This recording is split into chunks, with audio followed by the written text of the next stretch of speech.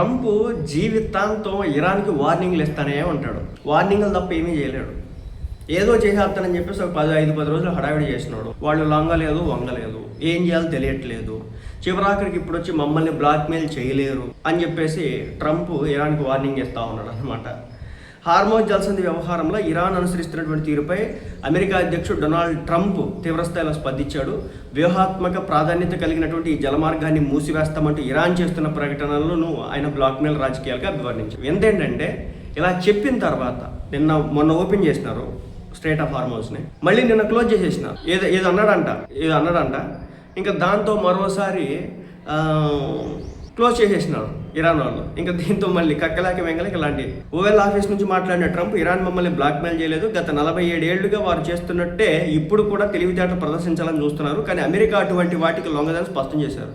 లొంగిందో already అర్థమైపోయింది. ఇరానే లొంగట్లేదు. మీతో deal మేము చేసుకోమంటుంది, మీతో నేను మాట్లాడమంటుంది, మేము యురేనియం మీకు ఇవ్వమంటుంది, మేము స్టేట్ ఆఫ్ హార్మోజ్ ఓపెన్ చేయమండి. ఇప్పుడు బాల్ ఎవడ కోట్లో ఉంది, నీ దగ్గర ఫోర్సెస్ ఉన్నాయి అంటున్నావు, నీకు సంబంధించినటువంటి నౌకలు తీసుకొచ్చి పెట్టినో, నీ దగ్గర ఉన్న ఫైటర్ జెట్లు తెచ్చి పెట్టినో, నీ దగ్గర ఉన్నటువంటి గన్స్ తీసుకొచ్చి పెట్టినో, నీ దగ్గర ఉన్నటువంటి మెరైన్ సిబ్బందిని తెచ్చి పెట్టినో, నీ దగ్గర ఉన్నటువంటి 50-50 వేల మందికి పైగా సోల్జర్స్ తీసుకొచ్చి పెట్టినో, అలాగే నీ యొక్క డ్రోన్స్ తీసుకొచ్చి పెట్టినో, ఇన్ని తెచ్చి పెట్టినా కానీ ఇంకా నన్ను ఇరాన్ బ్లాక్మెయిల్ చేస్తుందని చెప్పేసి ఏడుపు. మళ్ళీ అదేమంటే world number 1 army defence of war పెట్టినటువంటి దేశం ఇరాన్ అంటే ఇలా బ్లాక్మెయిల్ చేస్తుందని. అసలు ఈ దిక్కుమాలనోడి వల్ల ఇక్కడ దాకా వచ్చింది. వాళ్ళ మానవులు వాళ్ళు ఏదో చేసుకుని వస్తున్నారు, ఎవరికి తెలియదు.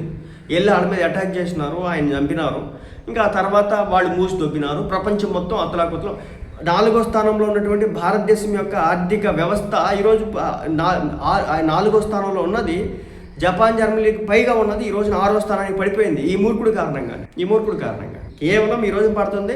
ఈ ట్రంప్ యొక్క విధానాల కారణంగానే భారతదేశం యొక్క ఆర్థిక వ్యవస్థ పడుతుంది. ఎందుకంటే మనం మ్యానుఫ్యాక్చరింగ్ మన దగ్గర చేసుకోలేము, పక్క దేశాల మీద బతకాల్సిందే. మనం ఏది కావాలన్నా made in China, made in Japan, made in US, అంతే. మన బతుక్కి మనం తయారు చేసుకోలేము. అందుకోసం పెట్రోల్ అయినా, డీజిల్ అయినా, ఏదైనా ఇంకా పక్క పరాయి దేశాల నుంచి రావాల్సిందే.